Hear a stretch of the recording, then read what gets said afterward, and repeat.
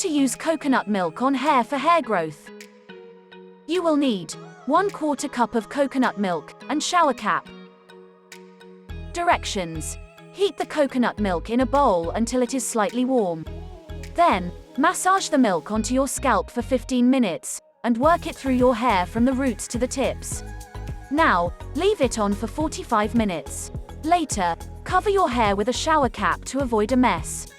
In the end, wash your hair with shampoo.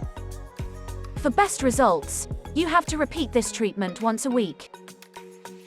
Coconut milk contains lauric acid, vitamin B12, iron, zinc, proteins, magnesium, vitamin C, phosphorus, and potassium. Studies show that a deficiency in micronutrients, such as vitamins and minerals, can lead to hair loss.